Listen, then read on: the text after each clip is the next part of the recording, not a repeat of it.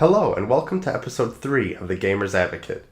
Before we dive right into the topics, I wanted to touch upon a game that I've been playing that you may have heard of, but I actually never got around to it, and that's Minecraft. As some of you may know, Minecraft, the Nintendo Switch edition, was released this past week. Man, the Switch is just such a perfect place for this game. I'm really starting to believe I just wish that everything was on the Nintendo Switch, because for the type of gamer I am, where I'm married, and I don't have as much time to just sit in front of the TV all the time, being able to take the system anywhere you go, in bed, to work, when you're traveling. My flight got delayed a few times, but I didn't care. I was just playing the Switch and enjoying my time. And like I said, I never really played Minecraft. I would jump in it and try and get it, but it never really clicked with me. However, my brother Jordan, as we talked about last week, he was going to purchase it, and I think I convinced him after we tried local co-op, because we started playing the survival mode, and it was a lot of fun. And like I said, I know I'm preaching to the choir, because I'm sure a lot of you have probably already played this game to death, but I've never really gotten into it. The Switch it felt right at home. It was fun, and I finally really got into it, and that's the power, like I said last week, of playing with other people. Having a whole Super Mario World to explore didn't hurt either, with the music going, and there were little secrets to find, like you would find a giant question block or a giant Mario statue, and there's enemies and Goombas, and you can change skins into Tanuki Mario or Yoshi, Princess Peach or Bowser, and it really makes it fun. If you're not really into Minecraft, it gives you that familiar feeling, and you've kind of already connected to the game because you're hearing the iconic Mario sounds and seeing the characters and reliving kind of the history of this Mario franchise in blocky form. So we had a really good time. We were building houses and mining, and I got a little too greedy at one point and died in lava, but such is the life of a Minecrafter. And that's pretty much what I've been doing. I've been watching a lot of Fargo. I actually watched the movie for the first time, and I highly recommend the show and the movie if you haven't seen any of them. But without further ado, I want to jump into the 3 main topics of our show. The first topic, it's about ARMS and Splatoon. Today, a couple hours ago, as I'm recording this, there was a Nintendo Direct. It was mostly an ARMS one, but they had a little Splatoon 2 trailer at the end just to kind of keep things fresh and keep people excited for the game, which I think was a good idea and a nice change of pace. If you're unfamiliar with ARMS, it's kind of Punch-Out, it's kind of Street Fighter, it's got a little bit of everything, and the main premise is you're one of these 10 characters who has arms, or in some cases hair, that are spring-loaded. And with the motion controls, and I think you can use buttons as well, you actually punch and your arms fling out, and there's a bunch of different combinations, and you have to try and beat your opponent in a 1-on-1 or a 2-on-2 battle.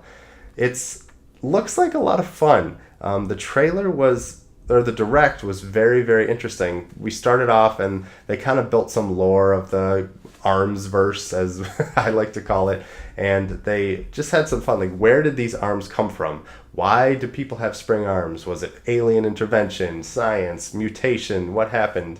And while there isn't a story mode per se, it's nice that there's these little tidbits of lore that for people who like to dig deeper, have the ability to do so if they like it.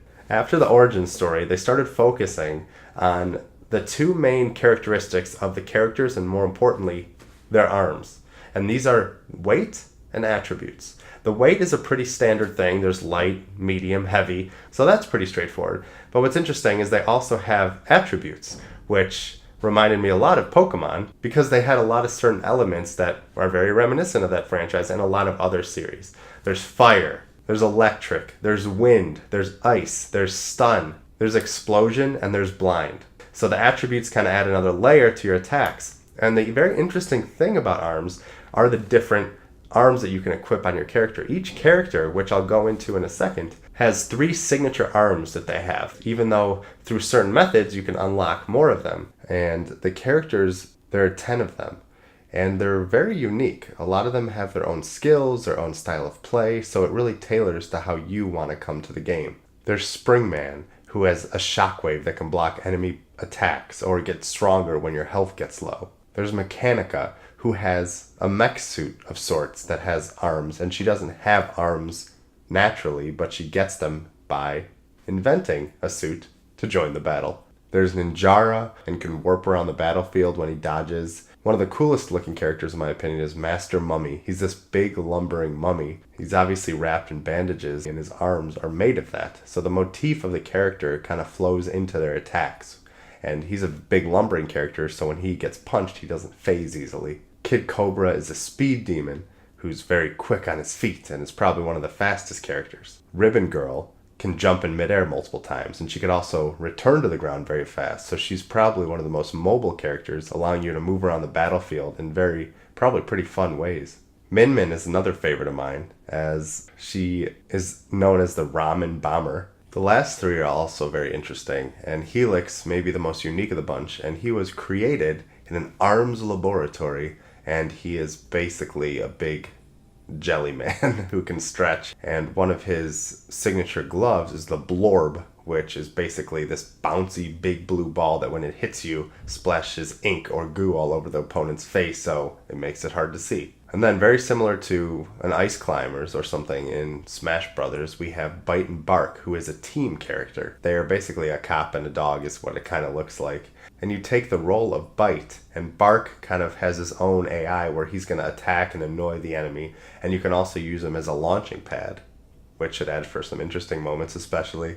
I can imagine when your opponent is at low health and you make it super epic by jumping on Bark, taking a giant swing and winning the battle. I can see that being a cool finisher. And last is Twintel, the local movie star.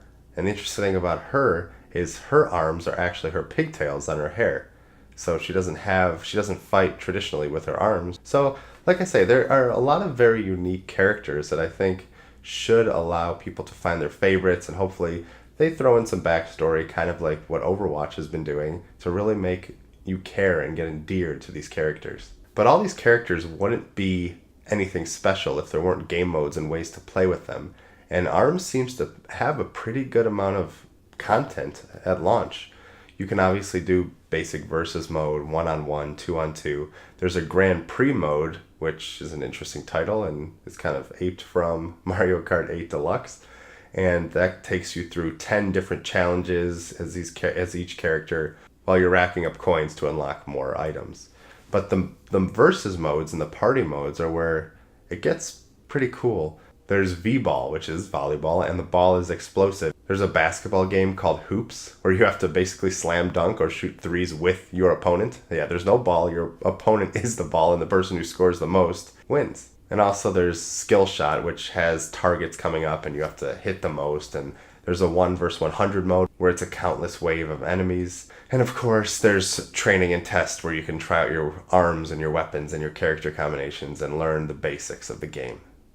You can also take your battle online or locally. And the cool thing about online is you could have up to 20 people in a lobby together. Now the game is being released on June 16th, and if you're a little on the fence about it, there's going to be a global test punch that'll allow you to get in and learn the ways of ARMS. And like the Splatoon global test fires, they are only at certain times. So they didn't mention the times per se, but there will be one on May 26th, 27th, and 28th, as well as June 2nd, 3rd, and 4th. So this will allow you and your friends to get in. Hopefully they have some online verses so you can test it out and see how you like it, because the true value of this game is going to depend on how well it plays with others and what the replay value is. And if there's these moments and incredible things that Mario Kart and Smash can offer, where every battle is different and holds its own unique flavor.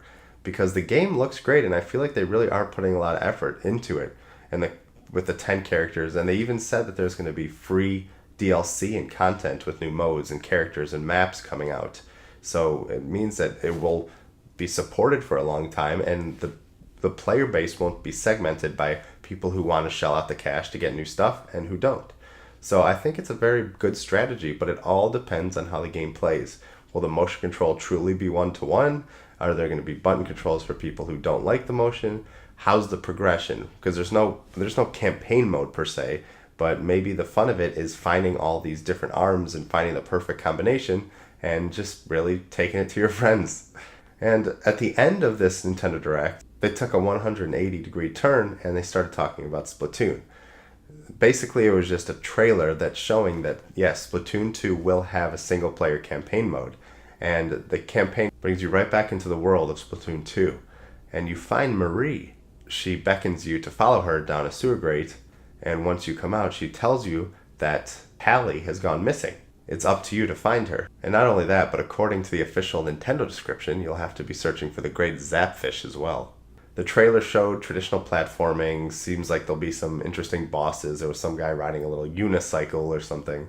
And there's going to be unlocking weapons and finding powerful items and just getting a very interesting take on the Splatoon world. And the first Splatoon had a really great campaign that I think surprised a lot of people because you weren't really expecting too much from it. But it has that Nintendo charm and the level design and puzzles that really make you enjoy what you're doing and not just feel like it's a slog or a way to just pad the enjoyment or value of the game. So hopefully it's a beefy story mode that has that charm and quirkiness that Splatoon does so well. Yeah, and that's really all they showed about Splatoon. I wouldn't be surprised if they had a more Splatoon 2 focused Nintendo Direct after E3 comes up, because the game is coming out July 21st, so not too much longer to wait. But I'm very excited for that game, and I'm excited for ARMS. So what did you think of this Splatoon 2 and ARMS Direct? Are you excited for either of these games? Are you looking for more? What would sell you on them? Are you still on the fence about the Switch? Let us know. And that's topic 1. Topic 2 is a story that broke last week, and Kotaku is the one who broke it. It said that according to 4 sources, BioWare is putting Mass Effect on hiatus. I had to wear my Mass Effect Andromeda shirt in honor of this wonderful franchise because it's unfortunate to see that they're kind of putting this franchise on the back burner after the success and love of the Mass Effect trilogy. But Mass Effect Andromeda has rubbed people the wrong way. A lot of people the wrong way. And it's sad to see such a incredible series kind of get this treatment. Even though, I mean, with the Mass Effect 3 ending debacle, this franchise is not new to these kind of controversy. And it's very telling about Mass Effect Andromeda that I've only played about 3 hours of this game, when the Mass Effect trilogy is one of my favorite gaming experiences or entertainment experiences of all time. It just, I don't know, it feels like Mass Effect, and I enjoyed being back in that world, but there was something about it that just didn't grab me as much as I was hoping it would. And I was trying to figure out, and that's why I kind of wanted to make a topic about it, like, why is it going on hiatus? Why didn't Mass Effect Andromeda hit with everybody? And what do we think that the franchise needs to do, or what was it missing? And I think one of the main problems with Mass Effect Andromeda, as opposed to the trilogy, is Mass Effect Andromeda was a side story, and that's great, and you're allowed to tell side stories, there's nothing wrong with that. But what I loved about the original Mass Effect trilogy, especially when you were starting Mass Effect 1, is you knew that every choice you made would have effects and ripples for 2 more titles, for years down the road, and everything had so much weight to it. And you were exploring a new universe, a new galaxy, meeting new aliens and new friends, and learning all the history of what happened and how humanity rose to its rightful place in the stars. And Mass Effect Andromeda just felt more like a continuation. And while there was weight, and I do like where the story is headed, and I will finish it, I promise you that. It just, I don't know, it didn't feel as impactful as knowing that choices I make will affect my life years from now, who I have relationships with, or who I decide to side with in certain arguments or certain conflicts. It's very upsetting to see that, because they didn't necessarily close the door on Andromeda continuing, but they were basically saying this is going to be a one-time issue. Well, I know the problem with having a trilogy like that is you are cutting out certain people, because it's hard to get someone to jump into Mass Effect 3 if they haven't played 1 or 2. But the power that entails for those loyal fans and those people is unlike anything else in video game history. Also, and I've been reading a lot of reviews and a lot of theories about why Andromeda wasn't hitting, and it's not super spoilers, but if you don't want to know anything about Mass Effect Andromeda, then maybe stop listening for a few seconds. But there's only a couple new alien species that are introduced, the Ket and the Angara. And while they seem very interesting, the whole fun was learning about the Drell and the Hanar and the Turians and the Quarians and the Krogan. And while a lot of those are returning, and you can't overload people because you want to service the fans of the past and service the new people, it didn't really feel like we were going to a completely new galaxy. It felt like we were still in our Milky Way galaxy, but there were just a few new visitors. So I think that's one of the issues that kind of hurt the exploration and feeling that you were learning about a new universe, which really pulled you into the original Mass Effect trilogy so quickly. And obviously, I mean, the technical issues. It goes without saying that that does pull you out of the experience, and the eyes and the facial animations are very uncanny, and it is hard to get invested when you're so focused on these lips not moving correctly or these people not looking right for whatever reason. And I know patches can fix these, and they've already made great lengths to make this a lot better. It was still there, and it was still an issue. So once again, I can't speak too much to Mass Effect Andromeda at the moment because I haven't completed it, but I can speak to Mass Effect as a whole. Now, there's a lot of places that I think the series could go. It would be very interesting to kind of experience the first contact war, where the humans finally find a mass relay and come into the bigger universe and encounter the Turians and start a big war. I think that would be very interesting to see how humanity found its place, or getting back to see the after effects of what Shepard did, because let's be honest, people loved Shepard. They loved the characters, and while that story may be completed, the ramifications are huge. We want to see how the universe reacted to Shepard's heroic ideas. And I know it's hard because obviously there's many choices and there's different endings, different colors, as some would say. And it would be hard to kind of make everybody happy with this, but I would love to get back to our world and maybe set it 100 or 200 years forward, but just having this touchstone and this pillar in the background. And I really hope they explore it. And this is completely something different. And I hope if you haven't seen this theory, you look it up, because I still want to believe. I still want to believe that the indoctrination theory is real. And that's all I'll say about that right now. But look that up if you haven't, because it is mind-blowing. Now, there's a lot of... BioWare's got a lot of things going on. They're working on a brand new IP that is supposed to be a shared world type game, and maybe it'll be more of a fantasy type shared world, which could be pretty interesting, as we're hearing a little bit of rumors about that, even though it's been delayed, even though it was never announced. But part of this breaking news about Mass Effect going on hiatus is saying the new IP is going to be delayed till maybe 2019. So they're obviously working on that. They're working on Star Wars Battlefront 2. There's a bunch of Star Wars games coming out by Amy Hennig and Visceral Games, and there's a lot of stuff going on BioWare, and I think it's fine to take a step back from Mass Effect and really find what made it special. But what really made it special to me was the weight of these choices, was the fact that every action you did had ripples that would stay with you for a very long time. And I think that's kind of what Mass Effect Andromeda lost a little bit. Another complaint that I've heard a lot of people talking about is that the game is just way too long. There's some padded things here and there, and they could have made a much more concise story that would have really been more impactful, but they obviously tried to make it as big and open as possible, and I think they may have shot themselves in the foot. So once again, that's really what I wanted to kind of talk about, is where I kind of could see the Mass Effect franchise going and what I would like to see, and why I think that maybe Mass Effect Andromeda didn't hit with as many people as I thought it would. What are your thoughts on the hiatus, or on Mass Effect taking a break? Would you want to see it come back? Would you say let's just let bygones be bygones and say the Mass Effect trilogy was incredible, Andromeda was a good game, but it didn't live up to it, and that's it. Let's try new things. I mean, these games sell very well, so I am very doubtful that we would never see it again, but it might be a little while. But getting a break is good. I think it allows you to step back, take a breath, and see the mistakes that you've made and what you can do to really improve and make something truly special. And that's topic 2. In topic 3, we're going to do our first top 5 list. If you follow IGN or Game Informer, you know that they did a top 100 RPGs list. And coincidentally, they released them at pretty much the same time, which was pretty funny and shows how kind of a small world it is, and how weird things can happen in a vacuum and everybody could come to the same decision, a la Battlefield 1 and Call of Duty World War II. There's a lot of things going on behind the scenes, but the way trends are going, sometimes these things just happen. And while I'm not going to sit here and list my top 100 RPGs, I did want to focus on my top 5, and it was pretty tough to narrow it down because RPGs are one of my favorite genres in video games. And I tried to narrow it down and not choose the same games from certain franchises, and I tried to make kind of a broad spectrum.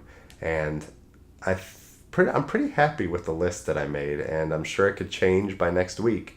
But I wanted to give you my top 5 as well as some honorable mentions. So we're going to jump right into the top 5 list, and then I'll let you know some games that almost made it. So without further ado, number 5, Fallout 3. This game is one that I didn't have too many expectations about.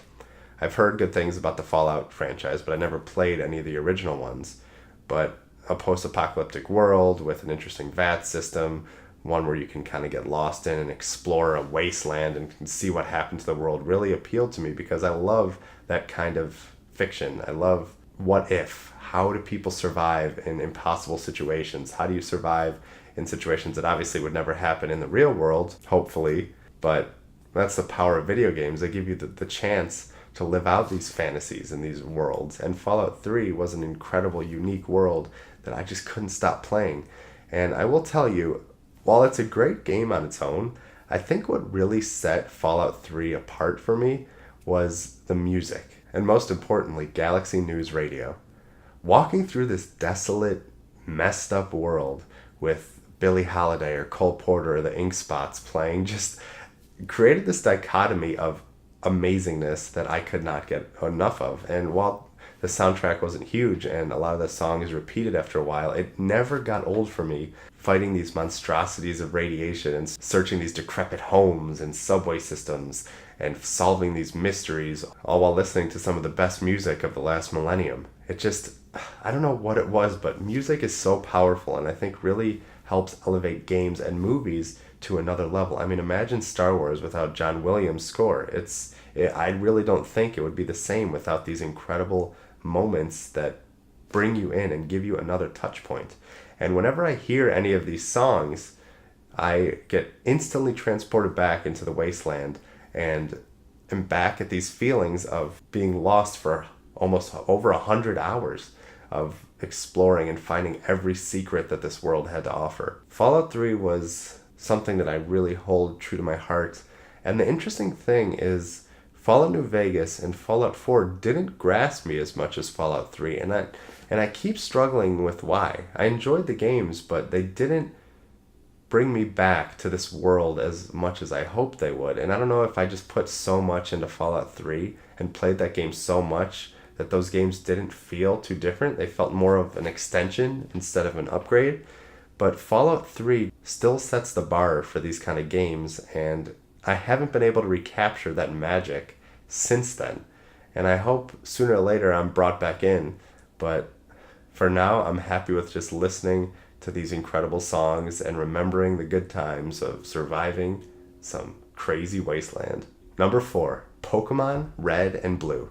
The classic game, the original that started the worldwide phenomenon known as Pokemon. I'll never forget, in 1998, standing in my grandparents' kitchen when my Nana came home with Pokemon Blue. And this is another game that I really didn't know too much about. I was 10 years old at the time. And when I popped this game in, I feel my video game world and my idea of entertainment and how games can be just blew to a new level. I just couldn't believe that I had this incredible game that I could take anywhere. I could collect all these monsters, become friends with them, raise them, level them up, conquer a world, become a champion, beat the Elite Four, and do all this while I was in a car or going on a trip. Pokemon Red and Blue, once again with incredible music, incredible design, incredible addictive qualities, really hit a chord with me and still stays with me today. I will never forget choosing Squirtle, and let me tell you, that first choice of Bulbasaur, Squirtle, and Charmander, I probably stood there for a good hour because they all looked awesome, was very tough, but Squirtle became a good friend of mine, and once I found Pidgey, and I found a Scyther, and I found Pikachu after watching the show, it really became something special to me, and something that I knew wasn't going away and would transcend video games. Because like I said, the TV show came out, there was a trading card game, stuffed animals, and the continuing release of these titles, but Pokemon Red and Blue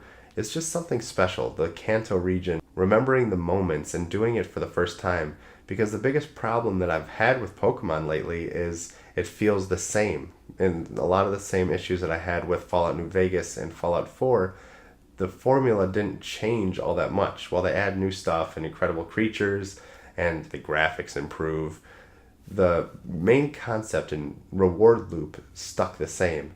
And Pokemon Sun and Moon actually, spoiler alert, made my honorable mention because I feel it did feel different and really helped recapture that magic of exploring and being in this Pokemon world again.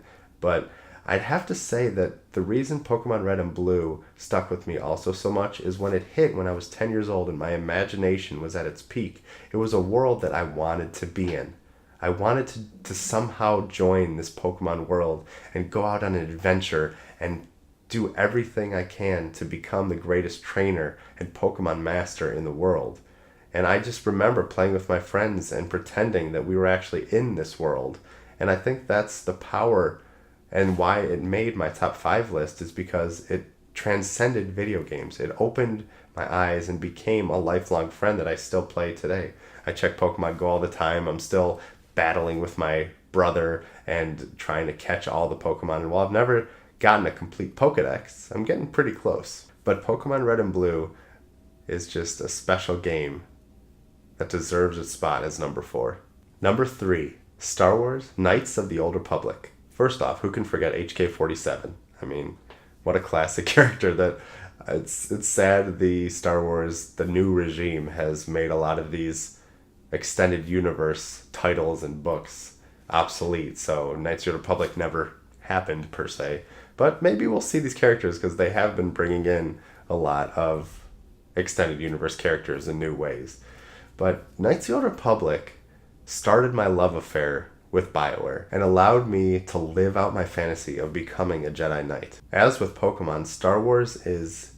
you can't even describe what Star Wars is. It's not a worldwide phenomenon. It's something even greater. It's something that it really is a way of life. If you look into it and you take certain messages, it can help shape who you are as a man. And I feel that Star Wars has helped shape who I am as a man. Growing up, I also always pretended I was a Jedi, a righteous knight in the universe. And being able to play Knights of the Old Republic and living that life was a dream come true.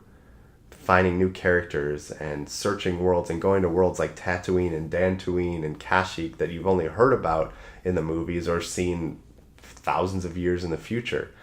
You got to experience a brand new Star Wars story that you got to live and you got to be the star of. And who could forget the twist at the end and all the incredible characters and moments along the way, and crafting your lightsaber for the first time and regaining your memory and learning everything there is to know about this world. I recently downloaded it on, well, I guess not recently now, it's been probably a couple years now, on my iPad and iPhone. And if I could have told a younger Adam that he would be able to take KOTOR with him anywhere, he probably would have fainted. It holds up pretty well. Maybe it doesn't have all the magic that it had during those days, but those memories of living my first Star Wars story were one that won't leave me for a very long time. Number 2 is Mass Effect 2. As you heard in the last topic, the Mass Effect trilogy is supremely important to me and really engaged me in a franchise, in a game that, unlike I've never done before. The Mass Effect trilogy focused on choice and consequences, and when I started playing Mass Effect, once again I got to live out my dream of exploring space and meeting new creatures and becoming a hero, and all while knowing that every action that I took would affect me in a few years when the next entry came out, and eventually when the conclusion came out.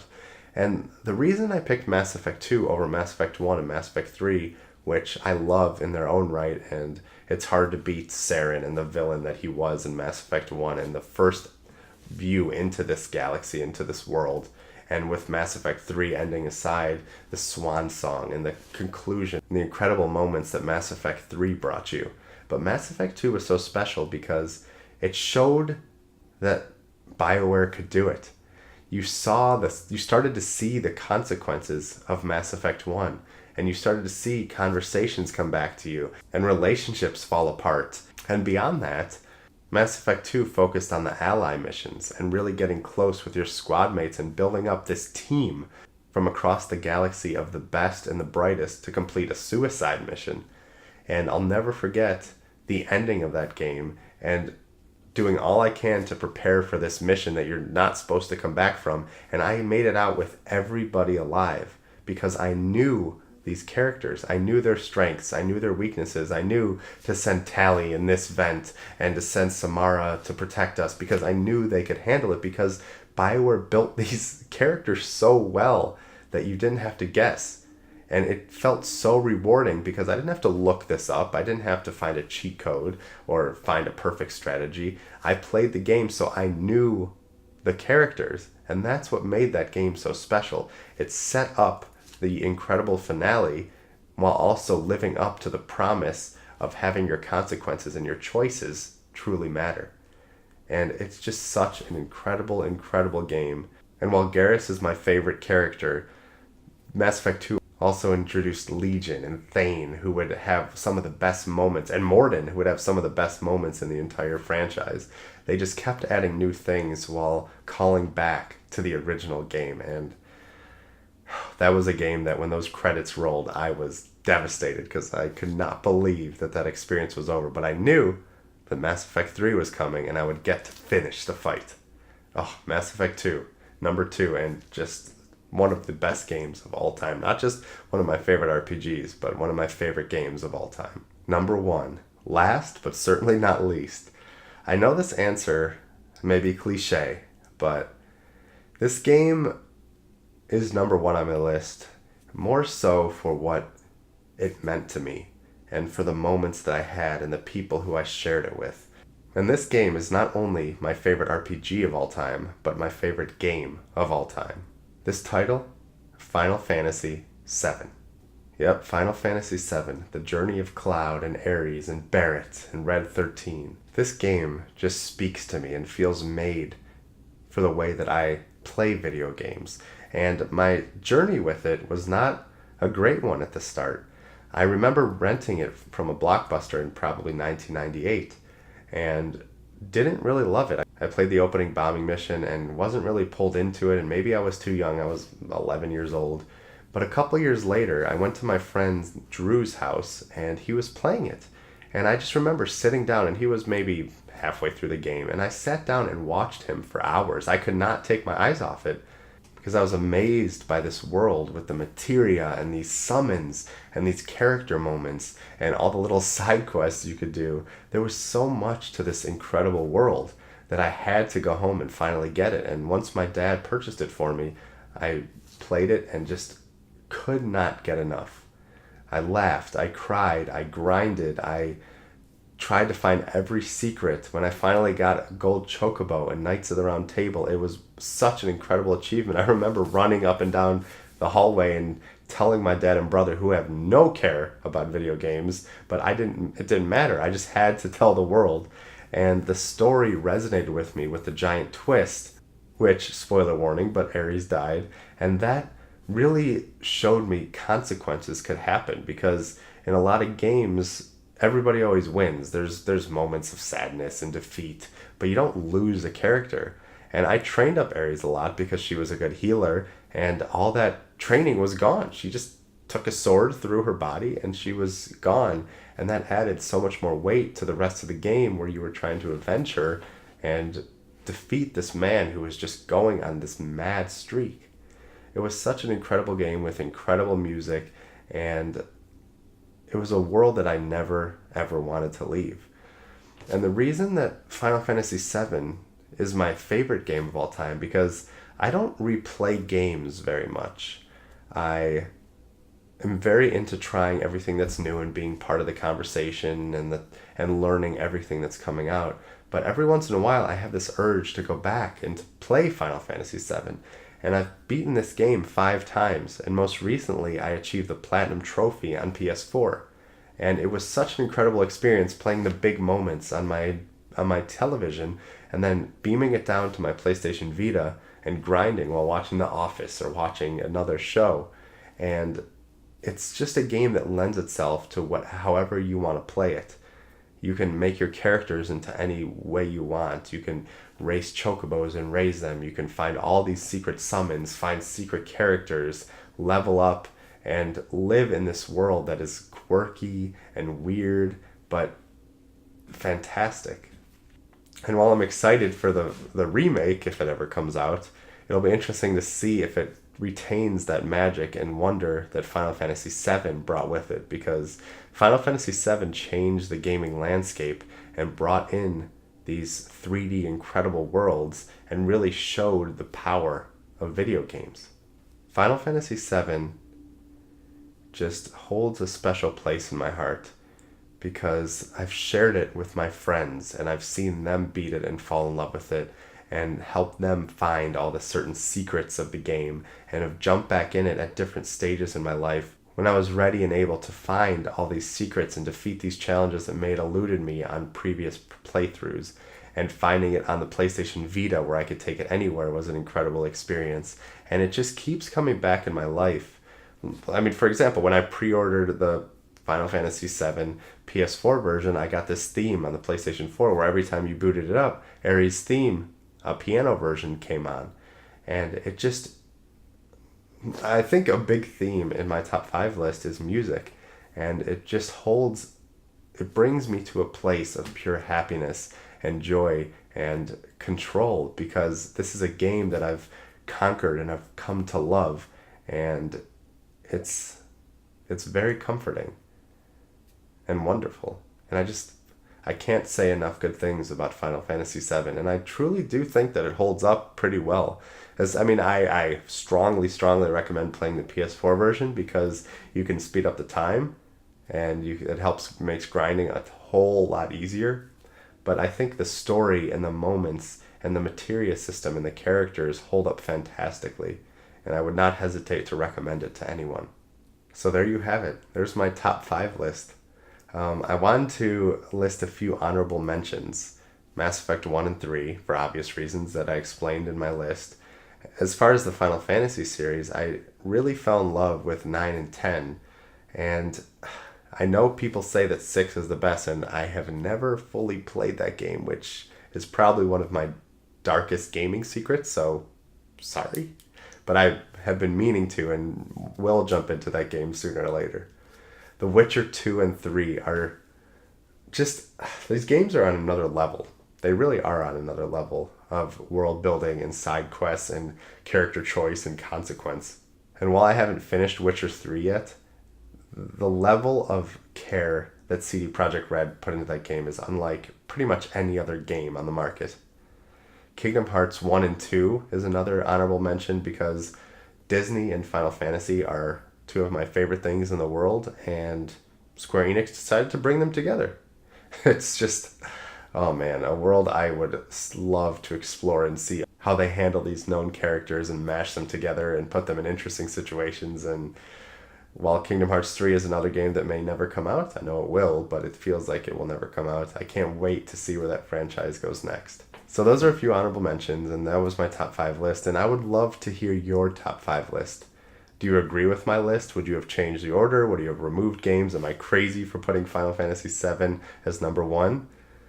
I would love to hear your thoughts, and please send your top 5 lists and everything that you think to adam@thegamersadvocate.com, or comment below, or send us a tweet or anything, and be a part of the conversation. I want to know about you and what your gaming habits are, because top 5 list I feel really can tell a lot about a person, and I hope it didn't tell the wrong thing about me. But that concludes episode 3 of The Gamer's Advocate, and I really hope you enjoyed these topics. I had a lot of fun talking about them and researching them. And remember to stay in touch, to follow, to subscribe, to like, leave us a review on iTunes if you're so inclined, and be a part of the conversation. You can follow me at Adam Bankhurst, or you can follow The Gamer's Advocate at Gamer's Advocate. Remember to email us at adam@thegamersadvocate.com and send us questions, send us topics. What would you like to see this show become? I look forward to seeing what next week brings, and I know next week we'll be talking about the Destiny 2 reveal that's happening tomorrow as we record. And I'm excited to see what that brings because I really did enjoy Destiny. And I think with a little love and care, Destiny 2 could be something truly, truly special. So I hope you have a great day and or night. And I wish you all nothing but the best. Thank you.